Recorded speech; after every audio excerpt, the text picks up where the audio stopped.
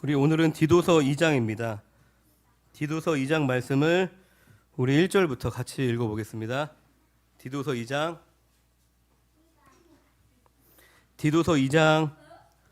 네, 1절부터 저와 여러분들이 한 절씩 교독하여 읽겠습니다. 디도서 신약성경 348페이지입니다.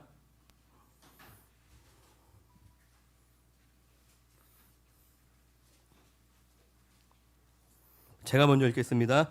오직 너는 바른 교훈에 합당한 것을 말하여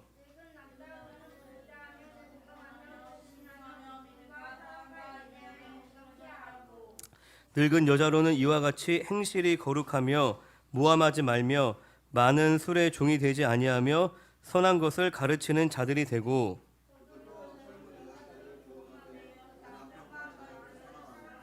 신중하며 순전하며 집안 일을 하며 선하며 자기 남편에게 복종하게 하라. 이는 하나님의 말씀이 비방을 받지 않게 하려 함이라. 범사에 내 자신이 선한 일에 본을 보이며 교훈에 부패하지 아니함과 단정함과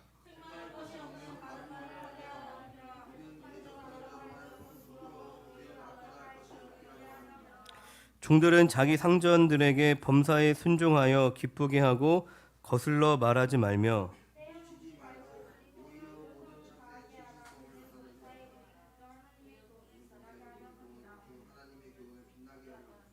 모든 사람에게 구원을 주시는 하나님의 은혜가 나타나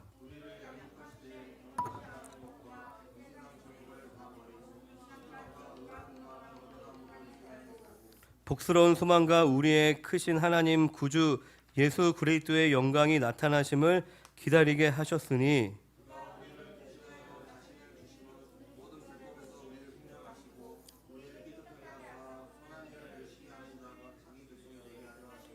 함께 읽겠습니다. 너는 이것을 말하고 권면하며 모든 권위로 책망하여 누구에게서든지 업신여김을 받지 말라. 아멘. 네, 지난 시간부터 문답식으로 한 장 한 장 성경을 공부를 하고 있는데요. 오늘은 디도서 2장입니다. 2장은 바울이 1장에서 말한 교훈을 교회 안에 다양한 사람들에게 적용할 수 있도록 바울이 권면하는, 지시하는 내용입니다. 나눠드린 프린트 다 받으셨나요?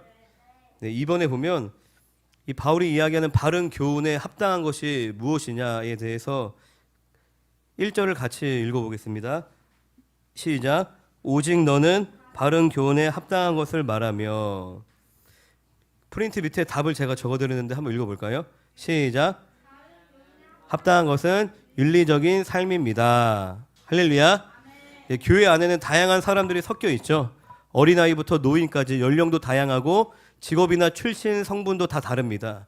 그래서 모든 사람에게 공통적으로 적용될 수 있는 도덕적인 윤리가 교회 안에 확립이 되어야 한다는 것입니다. 교회에 오래 다닌 사람도 처음 나은 사람도 공감할 수 있는 도덕적인 그 기준이 교회 안에 세워져야 한다는 것입니다. 교회라고 해서 무조건 나를 수용해 주길 바라고 어린아이같이 행동하는 것은 복음에 합당한 삶이 아니라는 것입니다. 교회는 죄인을 품는 곳이지만 또한 동시에 죄인을 회복시키고 변화시키는 곳이 되어야 하는 줄로 믿습니다. 그러기 위해선 우리가 다른 지체에게는 관대하되 자신에게는 조금 엄격할 필요가 있습니다. 근데 반대로 우리가 다른 사람에게는 엄격하고 자신에게는 관대할 때가 참 많이 있죠. 교회 안에서뿐만이 아니라 성도는 세상에서 빛과 소금이 되어야 합니다. 세상에 나가서도 존경과 신뢰를 받아 하나님께 영광 돌리는 삶을 살아야 한다는 것입니다. 신령한 체험과 우리가 영적인 지식이 많이 있고 그리고 예배에도 열심히 참여를 하는데 세상에 나가서 사람들이 보기에 우리의 삶이, 우리의 언행이 덕이 되지 않는다면 그것은 바울이 이야기하는 바른 교훈에 합당한 것이 아니라는 것입니다. 할렐루야. 구체적으로 3번 질문을 한번 읽어보겠습니다. 시작. 바람직한 기독교인의 가정은 어떤 모습이어야 하는가? 답도 읽어봅시다. 시작. 불신자에게 본보기가 되는 기독교인의 가정은 부모와 자녀들이 모두 하나님의 말씀대로 살기를 애쓰며 가족들 서로가 아끼고 사랑하는 모습이어야 합니다. 할렐루야. 세상에서도 덕이 되는 그리스도인의 삶에 대해서 먼저 가정의 모습이 어떠해야 하는지, 먼저는 부모는 자녀를 노엽게 하거나 낙심케 하지 말고 하나님의 말씀으로 자녀를 훈계하고 가르쳐야 합니다. 에베소서 6장 4절에 또 아비들아 너희 자녀를 노엽게 하지 말고 오직 주의 교훈과 훈계로 양육하라 라고 우리에게 말씀을 하십니다. 그리고 반대로 자녀들은 하나님을 섬기듯이 또한 부모에게 순종을 해야 합니다. 자녀들이 부모를 공경하는 것은 하나님께서 명령하신 의무이면서 이 땅에서 장수가 약속된 축복의 말씀인 것입니다. 에베소서 6장 2절에 내 아버지와 어머니를 공경하라. 이것은 약속이 있는 첫 계명이니 이로써 내가 잘되고 땅에서 장수하리라. 할렐루야. 우리가 육적인 우리의 부모님, 그리고 우리가 사회에서 만나는 권위자, 그리고 영적인 지도자를 우리가 잘 존중하는 것이 이 땅에서 우리가 잘되고 장수하는 비결이라는 것입니다. 저는 이거를 잘 모르고 오랫동안 살았어요. 그래서 내가 잘난 줄 알고 내가 최고인 줄 알고 마음의 상처도 있었죠. 권위자에 대한 어떤 반감을 품기도 하고 때로는. 그런데 아무리 열심히 노력을 해도 열심히 기도를 해도 뭔가 풀리지 않는 그러한 삶을 경험하면서 나중에 이제 하나님이 알려주신 것은 너무나 단순한 원리였던 거예요. 내 부모를 공경하라. 할렐루야. 뭐 깊이 이야기하면 무조건적인 복종을 얘기하는 것이 아니겠죠. 하지만 존중하는 것입니다. 권위자로서 인정하는 것입니다. 그럴 때 하나님이 여러분들의 삶 가운데 축복하시는 줄로 믿습니다. 그리고 남편들은 아내 사랑하기를 자신을 사랑하듯 아껴야 하는 줄로 믿습니다. 에베소서 5장 25절에 남편들아 아내 사랑하기를 그리스도께서 교회를 사랑하시고 그 교회를 위하여 자신을 주심같이 하라. 할렐루야. 그리스도가 자신의 몸을, 자신의 생명을 교회를 위해 바치신 것과 같이 남편도 아내를 그렇게 사랑하라고 우리에게 권면을 하십니다. 그리고 아내도 역시 남편을 섬길 때에 하나님을 섬기듯이 해야 하는 것입니다. 에베소서 5장 22절에 아내들이여 자기 남편에게 복종하기를 죽게 하듯 하라. 할렐루야. 요즘 유행하는 TV 프로그램 중에 뭐 이혼을 주제로 하거나 뭐 동거를 주제로 하거나 무슨 청소년기에 임신한 것을 소재로 한 프로그램들이 있다고 합니다. 지금의 현실을 잘 반영해 주는 것이죠. 할렐루야.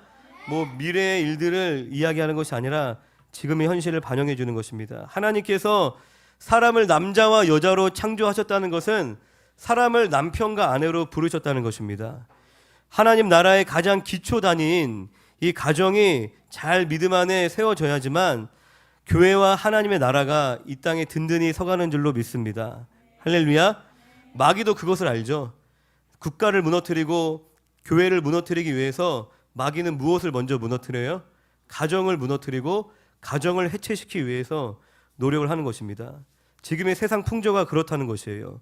전통적인 하나님의 말씀에 근거한 한 남자와 한 여자가 한 가정을 이루고 그리고 자녀를 출생할 수 있는, 생육하고 번성할 수 있는 그 성경적인 가정을 무너뜨리기 위해서 마귀는 부단히 노력을 하고 있다는 것입니다. 목사, 전도사만 사명자가 아니라 우리가 남편으로서, 아내로서, 그리고 자녀로서 사명감을 가지고 가정을 믿음으로 세우시기에 힘쓰시는 우리 사랑하는 모든 성도님들 되시기를 주님의 이름으로 부탁드립니다. 4번, 교회에서 늙은 남자들이 가져야 할 태도는 무엇인가? 2절을 같이 읽어보겠습니다. 2절 시작. 늙은 남자로는 절제하며 경건하며 신중하며 믿음과 사랑과 인내함에 온전하게 하고. 밑에 있는 답을 읽어봅시다. 시작. 교회 내에서 늙은 남자들은 절제하고 경건하며 근신하고 믿음과 사랑과 인내에 온전한 모습이어야 합니다. 절제하다의 뜻은 술 취하지 않는, 경계하고 있는, 신중한, 용이 주도한 등의 뜻이 있습니다. 할렐루야. 늙은 남자들은 교회 안에서 고상한 인격과 성숙한 신앙을 갖추어서 다른 사람들에게 존경을 받을 수 있어야 한다라고 이야기를 하고 있습니다. 내 나이가 많고 내가 과거에 이러한 경험을 했다, 이런 것만을 내세워서 주장하거나 다른 사람의 의견이나 인격을 무시하지 않도록 조심하는 그러한 겸손한 모습이어야 한다는 것입니다. 그럴 때 젊은이들이 그러한 교회 어른들을 보고 육체가 늙어도 영생의 소망과 기쁨 가운데 사는 것이 저런 것이구나라는 것을 그 삶을 통해 배울 수 있다는 것입니다.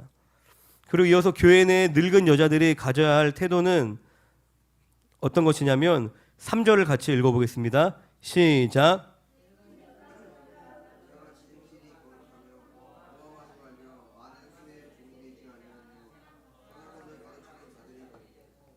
네, 답도 읽어보겠습니다. 시작. 늙은 여자들은 남을 헐뜯거나 술의 노예가 되면 안 됩니다. 경건한 몸가짐으로 젊은 여자들에게 선한 것을 가르칠 수 있어야 합니다.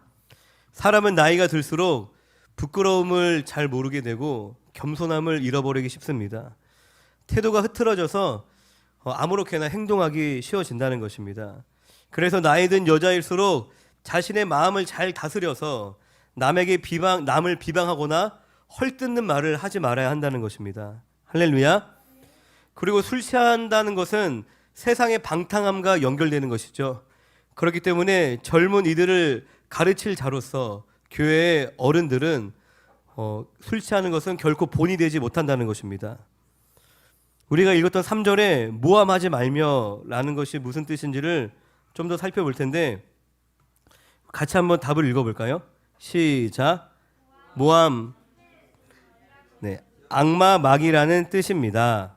그리고 모함하다라는 동사는 적의를 가지고 고소하다, 비난하다의 의미입니다. 거짓으로 모략을 꾸며 남을 해치는 것을 말하는 것입니다. 할렐루야. 네, 남을 비방하고 남을 헐뜯는 것, 이거는 마귀가 하나님 앞에서 성도들을 헐뜯고 비방하는 것과 같이 마귀의 대표적인 일 중에 하나입니다. 다른 사람을 비방하고 헐뜯는 일. 요한계시록 12장 10절에 내가 또 들으니 하늘에 큰 음성이 있어 이르되 이제 우리 하나님의 구원과 능력과 나라와 또 그의 그리스도의 권세가 나타났으니 우리 형제들을 참소하던 자 곧 우리 하나님 앞에서 밤낮 참소하던 자가 쫓겨났고. 할렐루야. 다른 사람을 비난하는 것, 비방하는 것은 하나님의 성품, 성령의 열매가 아니라는 것입니다. 그것은 누구의 성품이에요? 마귀적인 성품이라는 것입니다. 심한 경우에는 나에게 직접적으로 피해를 주지도 않았어. 나와 멀리 있는 사람임에도 불구하고 그 사람을 비난하고 그 사람이 마음에 들지 않아서 막 판단하기도 한다는 것입니다. 마귀는 성도들이 하나님의 성품을 닮아가는 것을 아주 싫어합니다. 할렐루야. 우리가 구원받은 성도이지만 하나님의 성품을 닮아가며 우리가 성화되어서 세상의 빛과 소금으로 쓰임받는 것을 마귀는 어떻게든 막으려고 합니다. 구원은 받았지만 살아있으나 죽은 자와 같이 아무런 능력 없는 그리스도인, 오히려 자기 아군에게 등에 칼을 꽂는. 할렐루야. 밖에서 우리가 상처를 받을 때도 있지만 오히려 가까운 곳에서 가족들로 인하여서 교회 지체로 인하여서 우리가 공격당하고 상처받을 때도 참 많이 있습니다. 우리가 하나님의 백성이 되었음에도 그러한 연약하고 불의한 삶을 살도록 우리를 유혹하는 것이 마귀의 일이라는 것입니다. 선으로 악을 이기는 성도님들이 되시기를 주님의 이름으로 축원드립니다. 선으로 악을 이기는 것입니다. 할렐루야. 우리가 부정적인 언행을 절제하는 것도 우리에게 필요하지만 그것보다 더 능력 있는 것은 선한 말들을 더 많이 하는 것이에요. 어둠을 막 해춘다고 해서 어둠이 막 온전히 사라지진 않겠죠. 빛이 비춰지면 어둠이 떠나가는 것입니다. 일부러라도 여러분들이 서로를 칭찬해 주시길 바랍니다. 서로를 위로하고 격려하는 말을 하기에 힘쓰시기를 바랍니다. 그리고 또한 사단을 대적할 수 있도록 항상 우리 안에 탐심과 교만을 멀리하고 하나님의 말씀으로 무장하시는 사랑하는 성도님들 되시기를 주님의 이름으로 축원드립니다. 7번은 그렇다면 교회에서 이제 젊은 여자들의 태도는 누가 가르치라고 했는가? 4절을 같이 읽어보겠습니다. 시작. 네, 늙은 여자들에게 얘기하고 있는 거죠. 그들로 젊은 여자들을 교훈하되. 답을 읽어보겠습니다. 시작. 늙은 여자들이 선한 교훈과 바른 행동의 분보기를 통해 젊은 여자들을 가르치라고 했습니다. 물론 늙은 여자와 젊은 여자의 관계뿐만이 아니라 늙은 남자와 젊은 남자의 관계도 마찬가지입니다. 늙은 여자는 나의 어떤 뭐 어머니나 아니면 시어머니가 될 수도 있고 또 가족이 아니라도 그런 위치에 있는 교회 어른들이 될 수 있는 것입니다. 젊은 여자는 이 늙은 여자들에게 교육을 받아야 한다라고 성경은 가르치고 있습니다. 할렐루야. 여러분, 어리석은 사람의 특징이 무엇인지 아시나요? 뭐 여러 가지 특징이 있겠지만 그 중에 한 가지가 어른들의 말에 귀를 기울이지 않는 것입니다. 어른들의 말을 귀담지 않는다는 것입니다. 어른들보다 자신의 또래에 있는 사람들을 더 가까이 하려고 합니다. 그러나 늙은 사람이 젊은 사람을 가르치는 그러한 문화가 형성된 곳에서는 늙은 사람들이 젊은 사람들에게 모범을 보이기 위해서 노력을 할 것입니다. 그들을 가르쳐야 되는 책임이 있기 때문에 늙은 사람들이 더 자신의 언행에 대해서, 행실에 대해서 본이 되기 위해 애를 쓸 것이고, 그리고 젊은 사람들은 그냥 글로써, 이론으로서 신앙을 배우는 것이 아니라 나보다 앞선 어른들을 통해서, 믿음의 선배들을 통하여서 신앙을 전수받기 때문에 양쪽 모두에게 유익하다는 것입니다. 이것이 하나님이 교회에게 주신 방법인 줄로 믿습니다. 이어서 8번에 교회에서 그러면 젊은 여자들의 태도는 어떠해야 하는가? 5절을 같이 읽어보겠습니다. 시작.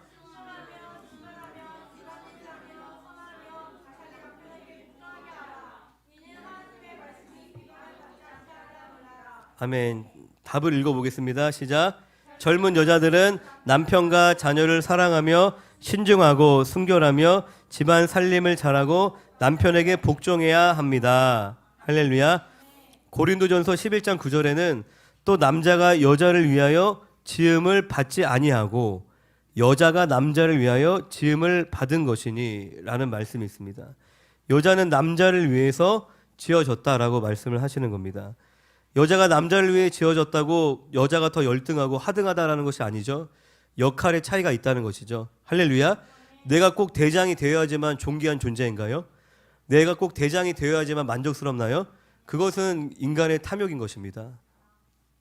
아내는 남편에게 하나님을 섬기듯이 복종하고 남편도 아내를 제 몸같이 아끼고 사랑해야 한다라고 성경은 말씀하십니다.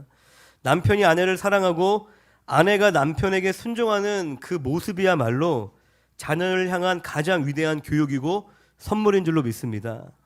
건강한 가정을 경험한 자녀는 하나님과 그리고 하나님 나라에 대해서도 이해하는 것이 매우 쉽습니다.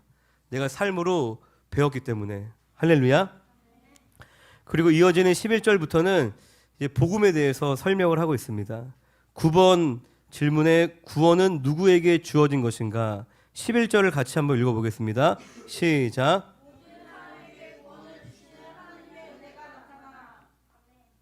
답을 읽어보겠습니다. 시작.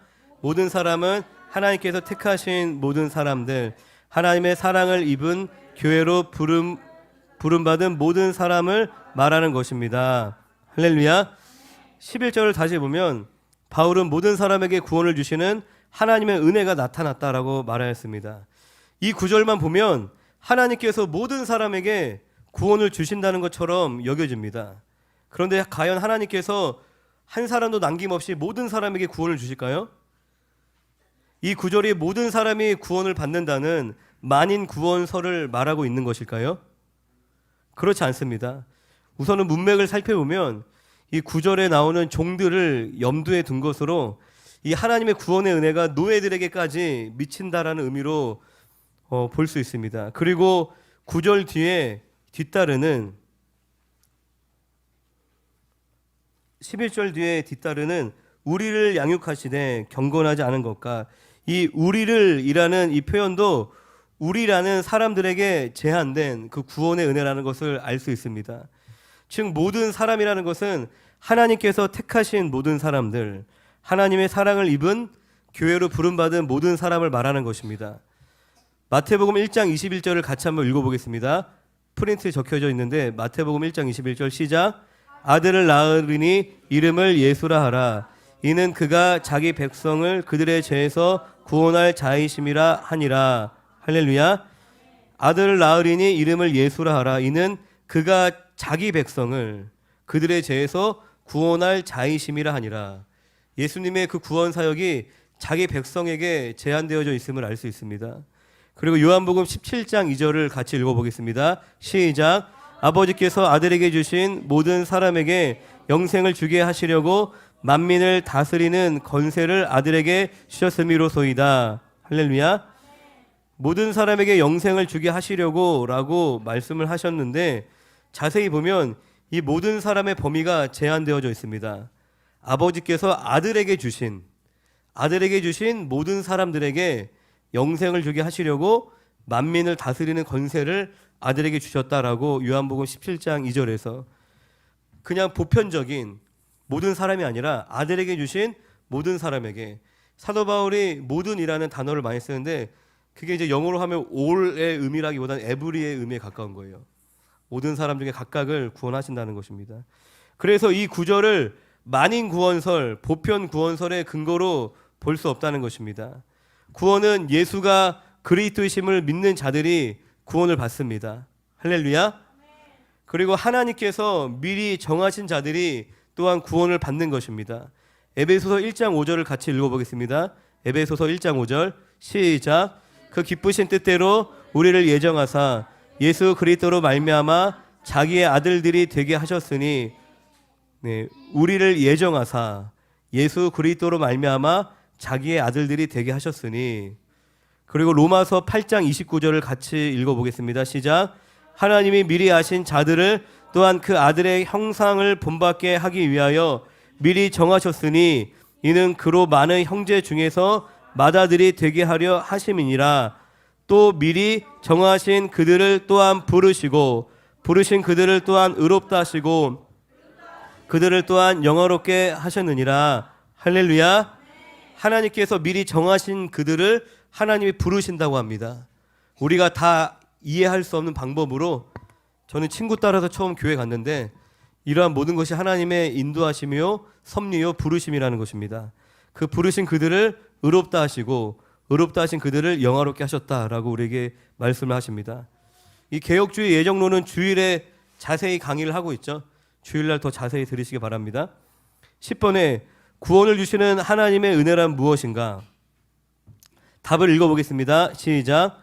구원받은 성도들이 구원받기 이전 죄인의 상태에 있을 때에 하나님 앞에 내놓을 만한 공로나 의가 없었음에도 불구하고 하나님께서 죄로부터 건지시고 영생을 허락하신 것을 말한다. 할렐루야. 네, 로마서 말씀도 써 있나요? 같이 읽어보겠습니다. 시작. 그리스도 예수 안에 있는 속량으로 말미암아 하나님의 은혜로 값없이 의롭다 하심을 얻은 자 되었느니라. 할렐루야. 네, 아무런 구원받을 만한 자격이 공로가 없는 상태에서 우리가 하나님의 은혜로 구원받았음을 이야기하고 있고, 또 구원뿐만이 아니라 성도가 살아가는 모든 것이 다 하나님의 은혜로 말미암는 줄로 믿습니다. 할렐루야. 빌립보서 4장 19절은 우리의 쓸 것을 채우시는 분도 하나님이시라고 말씀합니다. 누군가가 우리에게 공짜로 이거 하나님이 나에게 감동을 주셨어 하고 나에게 봉투를 내민다고 해서 그것만이 하나님의 은혜가 아닙니다. 여러분들이 땀 흘려서 노력해서 얻은 것도 다 하나님의 은혜라는 것입니다. 할렐루야. 믿으세요? 내가 땀 흘려서 노력해서 번 거는 내 것인가요? 11조가 내 거 중에 한 개 주님께 드리는 거예요. 10의 9은 내 것이고 그 중에 한 개만 세금 떼듯이, 그 모든 것이 하나님의 것이고 하나님의 은혜임을 고백하는 표현인 것입니다. 할렐루야. 하나님이 만약 우리에게 건강 주시지 않으면 우리가 일할 수 있을까요? 일을 하고 싶어도 일할 수 있는 기회와 여건을 마련해 주시지 않는다면 우리는 아무것도 얻을 수 없는 것입니다. 우리가 인생을 살다 보면 많은 변수를 만나게 되죠. 내가 계획한 대로 되지 않을 때도 너무나 많이 있고, 그리고 열심히 최선을 다했는데 어떤 운이 없어서, 아니면 내 잘못이 아닌 다른 사람의 실수로, 잘못으로 내가 피해를 볼 때도 많이 있다는 것입니다. 할렐루야. 그래서 내가 내 삶을 완전하게 통제를 해보려고 애를 써보지만, 아무한테도 방해받지 않을 거야 애를 써보지만 주변 사람들이나 그 환경으로 피해를 보지 않으려고 아무리 애를 써도 인생이 그렇게 흘러가나요? 그렇지 않습니다. 결코. 인생의 실패가 참 쓰지만 어쩌면 자괴감이 들고 고통스러운 그 시간이 하나님의 은혜를 깨닫는 우리에게 참 고마운 시간일 수 있다는 것입니다. 아, 내 힘으로만 되는 것이 아니구나. 인생이라는 것이 내가 열심히 하는 것이 그것이 전부가 아니구나. 그래서 성도는 항상 하나님의 풍성하신 은혜를 간구해야 하는 줄로 믿습니다. 고린도후서 9장 8절에 하나님이 능히 모든 은혜를 너희에게 넘치게 하시나니 이는 너희로 모든 일에 항상 모든 것이 넉넉하여 모든 착한 일을 넘치게 하게 하려 하심이니라. 할렐루야. 이 은혜의 자리, 예배의 자리에 나오신 여러분들을 진심으로 환영하고 축복합니다. 11번을 보면 성도가 이 세상에 살아가면서 가져야 할 자세는 어떤 것인가? 말씀 12절을 같이 읽어보겠습니다. 시작.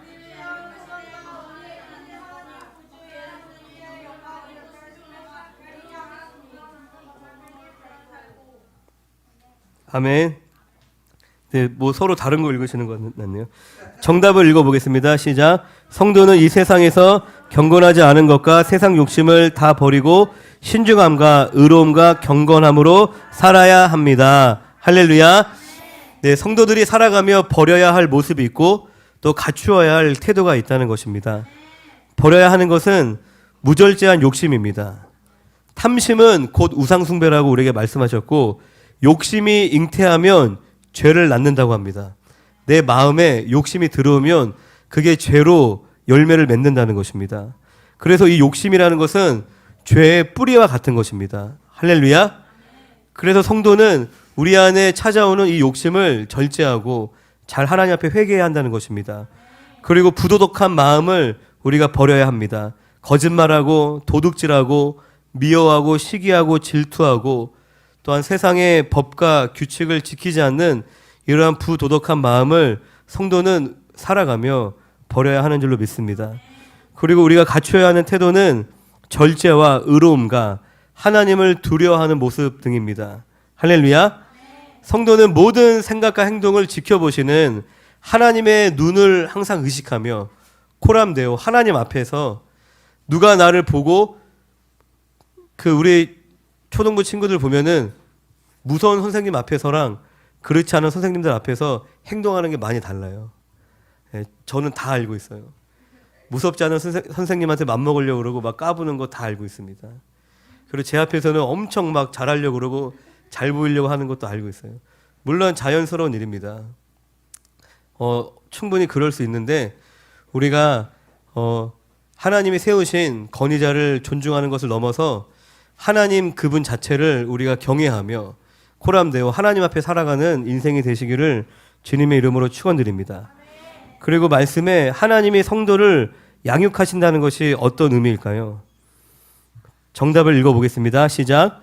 하나님께서 당신의 택한 자녀들을 영생의 소망을 이루는 날까지 바르게 살아가도록 훈련시키시고 가르친다는 의미입니다. 할렐루야. 하나님이 친히 당신의 자녀들을 양육을 하신다는 겁니다. 이 훈련은 인생의 어느 한 시기, 내가 뭐 수능 볼 때 아니면 힘들었던 어느 그 순간에만 이루어지는 것이 아니라 우리가 예수님을 만나는 그날까지, 할렐루야. 우리가 예수님을 더 온전히 닮아갈 수 있도록 우리가 주님을 만나는 그날까지 평생을 지속되는 것이 성화의 과정이라는 것입니다. 할렐루야. 에베소서 4장 13절에 우리가 다 하나님의 아들을 믿는 것과 아는 일에 하나가 되어 온전한 사람을 이루어 그리스도의 장성한 분량이 충만한 데까지 이르리니, 하나님께 우리가 연단을 받고 훈련을 받는 과정에서 성도들이 때로는 어려움과 낙심을 경험할 때가 있습니다. 할렐루야. 너무 내가 감당할 수 없을 것과 같은 환경을 만나기도 하고 너무 마음이 어렵고 낙심될 때가 있다는 것입니다. 그런데 그때에도 하나님이 나와 함께 하신다는 것을 반드시 기억하시는 저와 여러분들이 되시기를 주님의 이름으로 부탁드립니다. 말씀 구절을 적어놓진 않았는데 제가 읽어드리겠습니다. 시편 42편 5절에 내 영혼아 네가 어찌하여 낙심하며 어찌하여 내 속에서 불안해하는가. 너는 하나님께 소망을 두라. 그가 나타나 도우심으로 말미암아 내가 여전히 찬송하리로다. 고린도후서 4장 8절 우리가 사방으로 우겨쌈을 당하여도 쌓이지 아니하며 답답한 일을 당하여도 낙심하지 아니하며 에베소서 3장 13절. 그러므로 너희에게 구하노니 너희를 위한 나의 여러 환난에 대하여 낙심하지 말라. 이는 너희의 영광이니라. 데살로니가후서 3장 13절. 형제들아 너희는 선을 행하다가 낙심하지 말라. 할렐루야. 우리가 하나님 앞에 우리의 삶이 연단받는 그런 과정 가운데 하나님이 나와 함께 하신다는 것을 기억하는 것이 구체적으로 무엇을 의미하냐면, 내게 허락된 이 모든 순간이, 이 모든 상황과 사건이 선하신 하나님의 뜻과 계획임을 우리가 믿는 것입니다.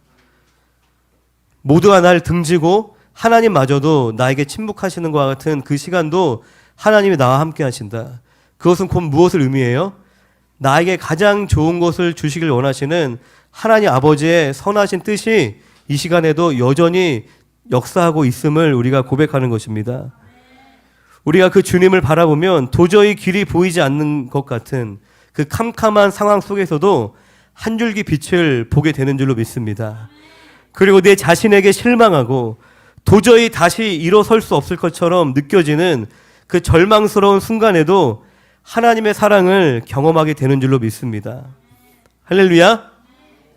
어리석은 자녀의 특징이 뭔지 아시나요? 어리석은 자녀는 자신을 훈계하는 부모님을 미워하는 것입니다. 나에게 훈계하고 쓴소리하고 때때로 맴매하는 그 부모님을 원망하고 미워하는 자녀가 어리석은 자녀라는 것입니다. 그리고 내가 원하는 대로 다 해주고 내게 좋은 말만 해주는 사람을 좋아하는 것, 이 또한 굉장히 미련한 모습인 것이죠. 당장 눈앞에 있는 것밖에 보지 못하는 것입니다. 우리가 징계를 받는다라는 것은 자녀만이 누릴 수 있는 특권인 것입니다. 할렐루야. 징계를 받지 않으면 사생자다라고 히브리서 12장에서 말씀을 하십니다. 내가 자녀이기 때문에 하나님이 나를 포기하지 않고 나를 내버려 두시지 않고 나의 삶에 간섭하시고 우리를 붙잡아 주신다는 것입니다. 나에게 잔소리도 해주고, 할렐루야, 때로는 정신 차리도록 훈계해 줄 수 있는 사람이 없는 것이, 그게 진짜 불행한 인생이라는 것이에요. 고아들이 그런 삶인 거잖아요. 내가 잘못된 길로 가도 나쁜 행동을 해도 그냥 주변 어른들이 이야기는 하겠죠. 야, 그렇게 하지 마. 아이, 그거 나쁜 거야. 아이고, 아이고, 워워워. 그게 아니라, 일로 와, 이 자식아! 너 혼날래! 다음부터 절대 그러지 마! 이게 얼마나 위험한 건지 알아? 너 나중에 정말 나쁜 사람 될 거야?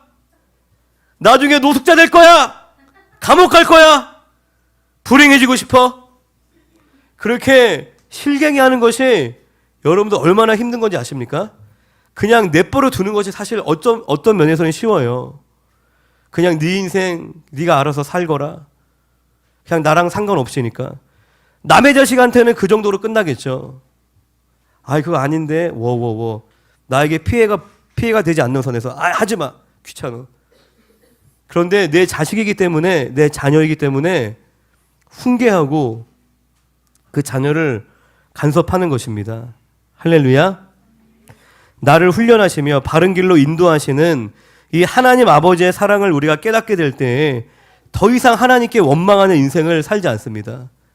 어떤 어려움이 찾아와도, 어떤 고난이 와도 이것이 하나님의 사랑임을 우리가 믿게 된다면, 이것이 나를 살리시고 새롭게 하시는 하나님의 은혜임을 깨닫게 된다면 우리가 환경으로 인해 낙심하게 되겠어요? 사람으로 인해서 더 이상 상처받게 되겠어요? 그러지 않아요. 아무리 이상한 인간 만나도, 이 사람을 통해서 하나님이 나를 다듬으시는구나. 내 안에 연약함을 강건하게 하시는구나. 내 안에 모난 것을 깎으시는구나. 그렇게 고백할 수 있는 믿음이라면 세상이 감당하지 못하는 믿음인 것입니다. 그게 온전한 참된 믿음인 줄로 믿습니다. 때로는 힘든 시련을 허락하시고 나를 돕지 않는 것처럼 느껴지지만 그조차 나를 사랑하시는 하나님의 사랑으로 고백을 하게 된다는 것입니다. 이 세상에서 성도의 삶은 완성이 아니라 과정입니다. 여러분들이 먼저는 안주하지 마시기를 바랍니다. 내가 평안한 때를 허락해 주셔도 안주하지 말고 날마다 우리가 세속적인 욕심을 버리고 경건의 훈련에 충실하시기를 주님의 이름으로 부탁드립니다. 그리고 비록 지금 내가 여전히 나는 왜 이렇게 부족하지? 나는 왜 이렇게 잘 넘어지지? 또 실수했네, 또 실패했네, 내가 너무나 연약하게 느껴진다 할지라도 우리의 온전한 완성은 저 천국 본향에서 이루어질 것을 소망하며 기뻐하고 낙심하지 않는 우리 사랑하는 모든 믿음의 성도님들 되시기를 주님의 이름으로 축원드립니다.